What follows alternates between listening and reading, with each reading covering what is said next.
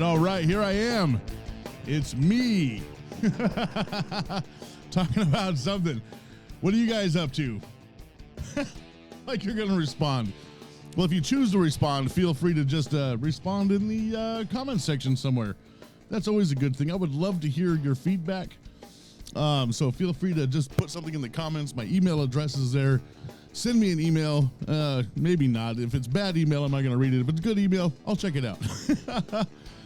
So here I am. This is 100% Richard. Welcome. Thank you for joining us, or me. Eventually, I'll have another guest.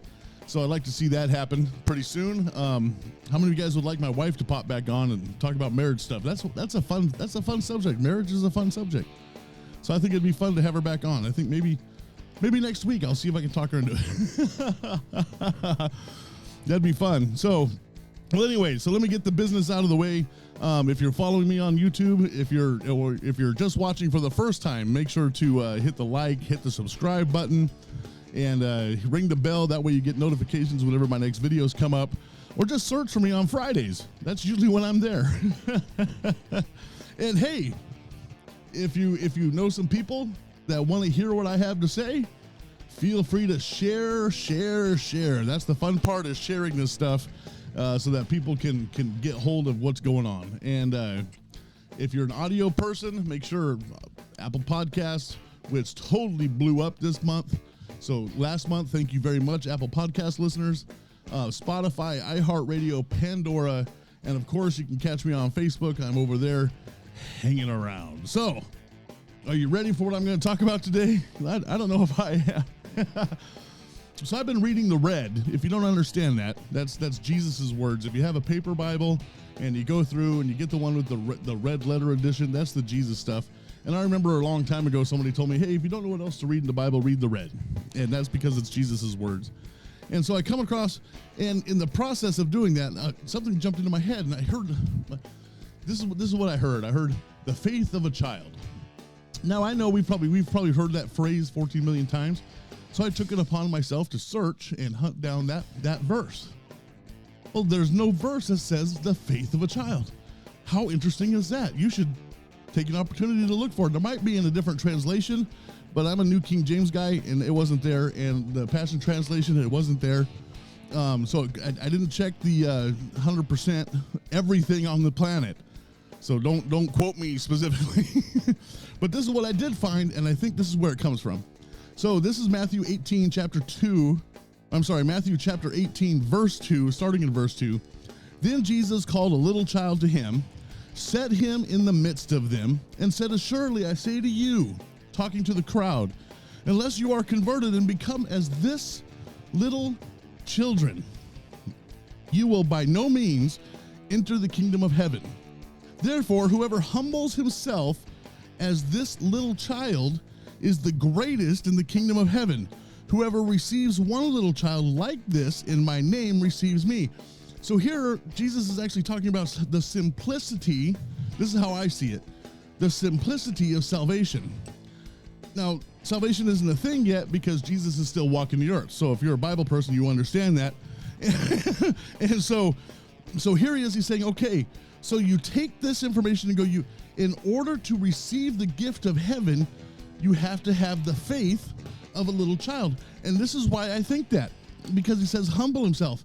As little children don't have anything. They have what their parents have taught them. They have what's in their head. They don't have anything that stops them from doing anything. If they think they understand something, they do it. Now, this is the fun part. I know some of us out there used to be kids. Maybe some of us were born full size. Sorry, Mom. That sounded really horrible. But you can't be born full size. Talk to Nicodemus. You can't go back in. Never mind. If you get that, you get that. If you don't, you don't. So anyway, so here's this thought process. Kids are fearless, absolutely fearless. I have I guess she's my youngest grandchild. And this child, she's a female, will climb up the steps. She will climb up everything. She jumps off of stuff. Absolutely fearless. No thought. Just nothing stops her from doing anything. And that's what I think he's actually talking about here, is that moment that we become an adult, we start adulting. That's when we think, man, I have these fears. Suddenly I can't do this or I can't do that.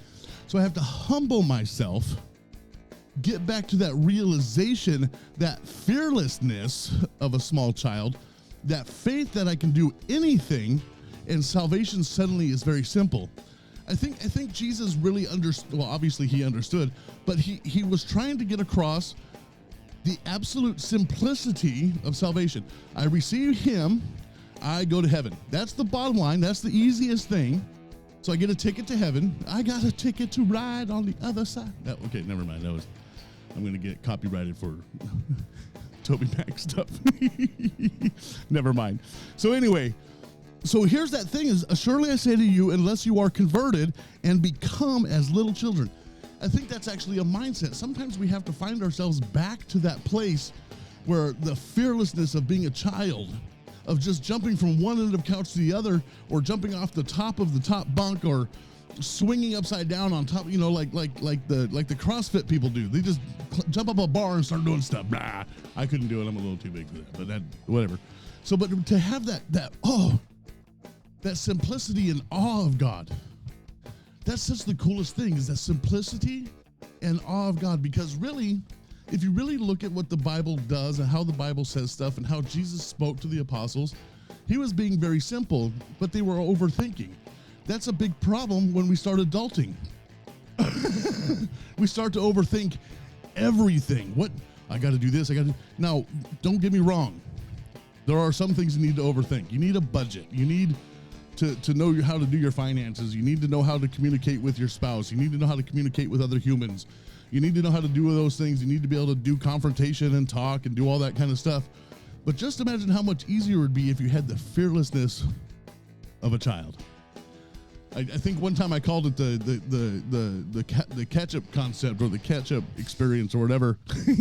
It's go tell a child that's right about 8 or 9. They've already been so small that nothing matters, and they're right in that transition. They're in school now. They're being told what they can and cannot do on a different level compared to home, and then tell them, go ask for ketchup. That's, I think, when the shift happens. Is somewhere right about there, where that 8, 9, 10-year-old kind of puberty kind of time frame, where you just start to overthink everything. Oh no, they're going to tell me no. Or, if I ask my boss for a raise, he's going to tell me no. So I might as well not even ask. Well, you just overthought that thing. But if you went in as a small child and just went, hey, can I get a raise?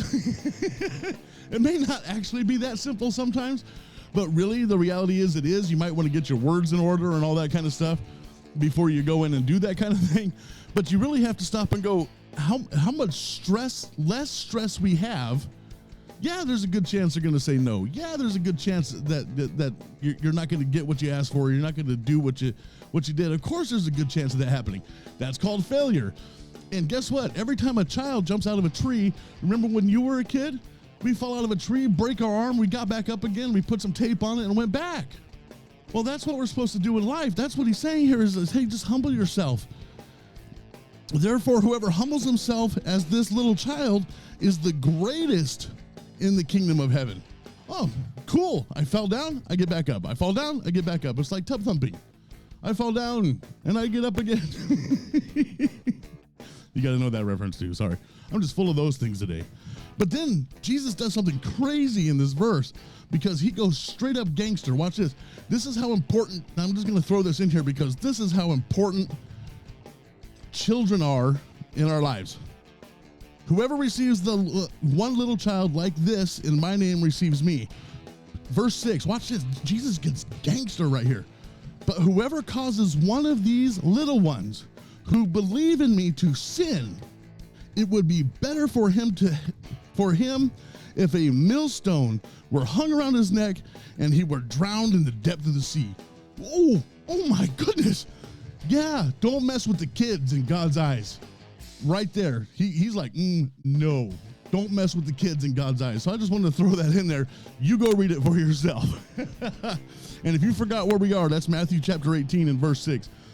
So humble yourself as a small child, become fearless again, to be able to walk through things, to do things, and to fail and get back up and just function and have that faith of a child, because that'll help you get through life. And remember this, just a little side note, don't mess with the children. God don't like it. Right on. Right on.